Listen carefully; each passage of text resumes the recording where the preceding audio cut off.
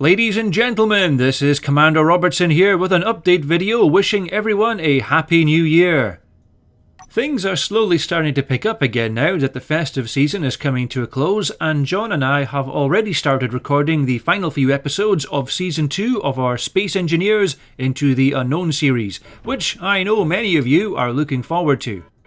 As expected, there's been a lot of new bugs and random crashes to desktop that have managed to sneak in with the latest beta update for Space Engineers, which have been slowing everything down for us, but it looks as though the guys at Keen are hard at work to try and resolve as many of these as they can. A lot of the problems we're having also seem to be issues with the pre-beta world that we're using on our current series. That's the one with the alien planet and the 2 moons.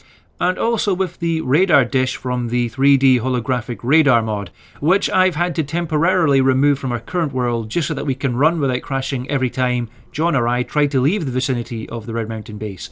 I'm hoping that maybe a quick hotfix might be able to resolve this at some point, as it's one of the main mods we use in this series. But once again, this just reinforces the point I made earlier about the dangers of relying too heavily on third-party mods, especially for a game which is still a long way from being complete. But fear not, for John and I will soldier on regardless, and hopefully the next episode will be out sometime before next Christmas. As you can see from this video here, I'm currently in the process of building a larger spacecraft based on the Rebel frigate from the tutorial campaign that I can use to conduct more extensive operations starside. Unfortunately, the lack of platinum on Saburo has thrown a bit of a spanner in the works, so off camera I've had to use the aerospace fighter to travel to one of the moons and back in order to find some, which is a round trip that takes well over an hour as small ships can't use jump drives. It's been made a little more interesting as there's a couple of escort-sized patrol craft that belong to the bad guys that have tried to intercept me during my sorties back and forth. But so far I've been able to outrun them, and they don't seem to be able to follow me into Saburo's atmosphere or the moon's gravity well, which is just as well as they're both a lot larger and more heavily armed than the little fighter I'm using. But don't worry, you'll see those ships soon enough in the next episode. In other news, things are still relatively quiet in both the gaming and modding scene. I've given my permission to a fellow modder to port over the Witcher 2 style plate armor for the Skyrim Special Edition version of that game, but this is only for the standard plate armour and the accompanying gloves, sallet helmet and gauntlets. The Dawnguard set along with the 15th century helmets will not be ported and will stay as PC version exclusives for the original Skyrim, mainly due to issues with the assets involved containing material that requires special permission to be used elsewhere. But at least this way, the console users out there can enjoy some of the content I've released a few years back. Anyway, without further ado, it's time for 2017's very first Q&A session. The first question comes from Big Joe303, who asks, "Are you ever going to play Ark Survival Evolved?" And the answer to that is, probably not at the moment. It is one of the games that I've taken a quick look at in the past, and I have been tempted to give it a try as I know of several friends, in fact, that actually play it. There's been a few things that have made me a little hesitant about taking the plunge with regards to this game though, and with good reason.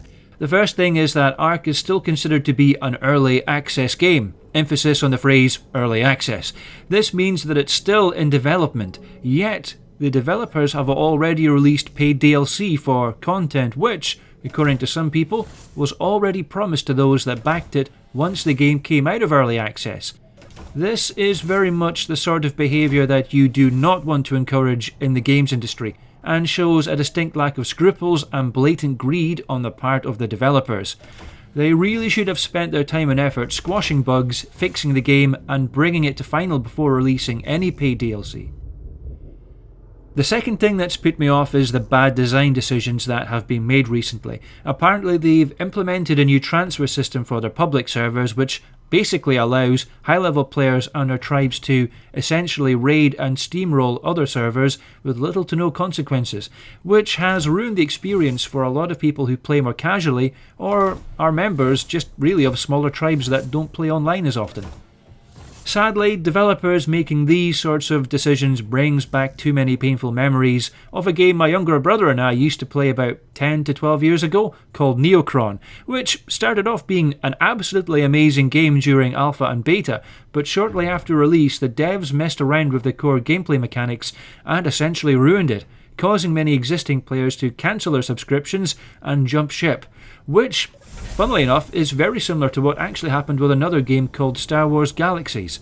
Sadly, too many devs don't seem to learn from the past mistakes of their peers, and they try to change an online game that's doing moderately well in an attempt to try and make it more like one of their competitors' games to try and make it more successful. But all they succeed in doing in the long term is lose what made the game feel original in the first place and turn it into a poor copy of someone else's game. All in all, it's a great example of people not heeding the age-old saying of, if it ain't broke, don't fix it.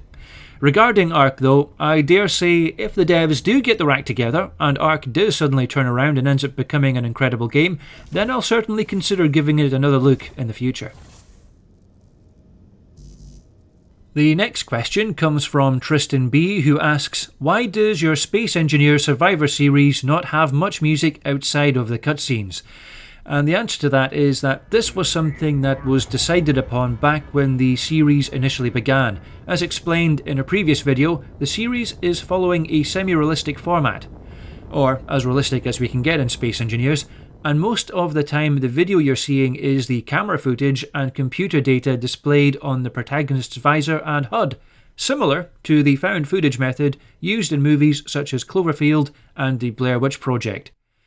A similar method was used by Stanley Kubrick for 2001 A Space Odyssey. Apart from the orchestral scores at the beginning and end of the movie, the majority of the film is actually quite quiet and devoid of music.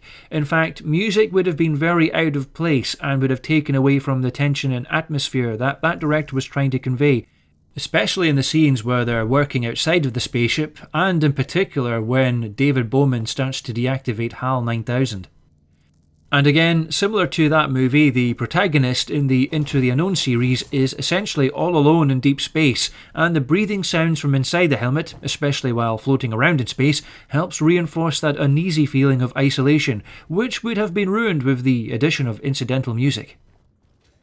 Now, I understand that a lot of people out there, especially kids and those with ADHD, love loud music, flashy effects and explosions to keep them interested, and while having background music does add a lot to other types of videos, I myself keep them in my Mountain Blade and Far Cry videos for example, and especially for people who are pursuing a more scripted Hollywood style of video, such as Frankie on PC, XP Gamers and Wasted Space, it would just be out of place in the Into the Unknown series, anywhere other than the cutscenes, that is. Also remember that I've recently discovered that many of my viewers are dyslexic, and as a general rule of thumb, many dyslexics have trouble isolating people's voices and even with reading text when there's music or a background conversation playing at the same time. For example, my younger brother in fact has a minor form of dyslexia, and he actually struggles to read a book even if there's a television on in the same room, even if the volume is turned down. Another factor that we have to consider is the extra time needed to edit music into a video and the potential pitfalls of using copyrighted material, which I have been burnt with in the past before, especially for my Baraban gaming channel. Bearing in mind that even though an artist may have released his material as public domain or Creative Commons, and indeed there are rumours that some of those types of licenses may be able to be revoked in future even though they say they can't be, many also come with terms and conditions that can cause issues when being used with certain types of videos, especially when any kind of monetization is concerned. And sadly, this can even include something as innocent as mentioning your Patreon in the video's description. In most cases, people can and do get away with it without any trouble at all, but all you need is just one troll or job's worth with a chip on their shoulder to report it, and before you know it, your video is muted or pulled down completely. At the end of the day, it's just too much hassle, and having a lot of background music just doesn't really fit in with the theme we're going for, and that's just the way it is, and it's not likely to change. Likewise, anyone that spams the comment section of my channel with links to their YouTube account asking me to include their music, or blatantly trying to advertise their own music or videos without my permission will have their comments removed, and repeat offenders will just be shadow banned. The next question comes from Alfarius, who asks, can I or any of my friends join in on your current Space Engineer series? The answer to that is, unfortunately, not at the moment.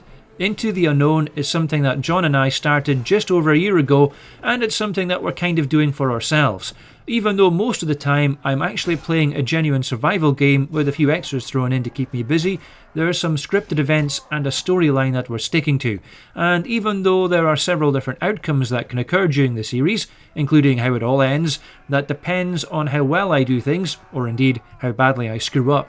It would be difficult to write in any new characters at this stage, plus we would have to go through a very lengthy process of vetting any potential players, which can take weeks, as we would have to ensure that the people that take part in the series are not only mature and capable of working well with others, but are also comfortable with talking over the microphone and have a good internet connection.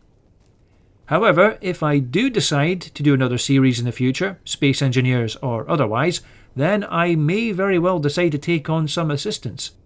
But I will be very picky about who I'll choose, as trolls and time wasters result in nothing but delays, cut material and endless frustration for all involved, and I'm sure many of you out there can sympathise with that. If, however, you just want to play some random games with me in your spare time, then feel free to message me and I'll certainly take it into consideration. The next question comes from D-Red Punk Gaming, who asks, why don't the ships in Space Engineers look as good as Star Citizen? At least in that game they look like real spaceships instead of cheese wedges or a blocky mess with engines all over them. And the answer to that is probably because most of the spacecraft in Star Citizen are specially made by a professional 3D modeler, then skinned by a texture artist, rather than assembled using set blocks. But then again, being able to make your own spaceship is essentially the point of Space Engineers. And while I have to admit that the vessels in Star Citizen do look very good indeed, they are probably not the most realistic of designs, as many of them stick to the Wing Commander and Freelancer theme, and thus just look like very advanced jet fighters rather than actual space vessels. In other words, they're aerodynamically shaped and lack retro thrusters, in which case the aforementioned wedges and bricks with engines on them would actually be more suitable for orbit-to-orbit space travel. I have to admit that the vast majority of the Space Engineer ships that I've seen in the workshop, and even in the vanilla game, all look pretty damn good to me, and for the most part they are a little closer to how real spaceships are likely to look in the near future. The problem is, we've kind of been spoiled with sci-fi shows like Star Wars, Star Trek and Battlestar Galactica, where there's been a sort of relatively inaccurate representation of space, where essentially space is an ocean. Spacecraft have naval designations, their officers use naval ranks instead of Air Force ones, which is going to be more likely, and many of the larger vessels do indeed look a little like ships, and the smaller ones like futuristic jet fighters, and they often fly like they're still in an atmosphere. But the reality would more likely be like what we see from shows like Babylon 5 and especially The Expanse, which I thoroughly recommend to anyone who hasn't seen it, where the ships, especially the human ones, use something resembling Newtonian physics for the most part and thus are a lot more realistic. Now for the next question, Mohammed Ibrahim asks, who writes the lore and background stories for your series? And the answer to that is, they're actually a joint effort between John and myself. With regards to the Space Engineers Into the Unknown one, I wrote a rough concept story for the series as a whole, and John threw in some of his own ideas. With him being a big Warhammer 40,000 fan, some of them were a little beyond the scope of the game, so I had to discard a lot of them and make some serious changes to the others. The Event Horizon prequel that we did for the introduction to the series back in Series 1 was his idea, and it seemed to work well. The background story for the Thalia was another example, as they're inspired slightly by the Tau from the Warhammer universe, with a little Asgard from Stargate, Basudans from Free Space, and some grey alien, that's the sectoids from XCOM, chucked in for good measure too. We wanted them to be familiar yet different from what we've seen so far, and to avoid a lot of the clichés we've seen from any recent sci-fi aliens. The background story for the Terra Firma Punk series has all been John's idea though, and even I don't know what he's got planned for me. At least Once it's working again, that is. The next question comes from Dark Phantom 94, who asks, what is your most favourite and least favourite games to play? The answer to that is, I don't really have an exact favourite game as such, and my tastes do change as the years go by. But among my favourites are games like Space Engineers, obviously, Skyrim, Witcher 3, Fallout 4, Starbound, Modded Minecraft, Arma 3 Apex, VBS 3, Mountain Blade, the X series, and even some of the Total War games. The last one I liked from that series was Empire Total War. The more recent ones have just been too arcadey or fantasy-ish for my tastes, but that's just me. I'm not a big Call of Duty fan either. I've got several friends that play that series religiously, but it's just too unrealistic and caters too much for kids, teenagers, to be of any interest to me. If I'm going to play a game of such fast-paced and simplified gunplay, then I'm much happier sticking to something like Grand Theft Auto, where I can just mess about in a large, living, breathing city, or follow a well-written story. It's the same with the Quake and Unreal Tournament style games I used to play when I was a teenager. I've just kind of grown out of them and they don't really do anything for me nowadays. But, you'll find that most people are exactly the same. As they get older and grow up, they kind of lose interest in a lot of the stuff that they used to play when they were younger and just kind of got bored with. The next question comes from Andy Hayes, who asks, why don't you release any videos of your Skyrim or Witcher Let's Plays? Now, the reason why I don't is because with those particular games, I like to play them at my own pace, mess around a lot, and not have to worry about trying to keep an audience entertained. And trust me, if anyone was watching me playing those games, they'd either fall asleep or quit watching after about 5 minutes into the video. Some games I just like to play in my own spare time at my own pace, and those are some of them. And the last question for this Q&A session comes from Too Many Accounts, who asks, what can we expect in 2017? Well, the answer to that is the third and most likely final season of Space Engineers Into the Unknown, along with possibly a few more Arma 3 videos, Minecraft again at some point, and whatever survival sandbox games I take an interest in. There are a few that I've got my eye on at the moment that are still in early development, and I don't want to give away too much at this stage, but let's just say that if all goes well, there might be another survival series coming soon or later in the year. With regards to Space Engineers, as I mentioned earlier, I may do another series on that, and if I do, it will most likely be in a different format to Into the Unknown, especially if there's going to be other people joining in. But that's still very much undecided at this stage. Apart from that, I might do a few more mod, script and creation showcases depending on the free time I have available. Well, that pretty much wraps things up for this episode of the channel update. Once again, I would like to thank you all for watching, and especially a huge thanks to all my incredible subscribers out there. Remember, if you're enjoying the video so far, please feel free to leave a like, that always helps. And until next time, this is Robertson, signing off.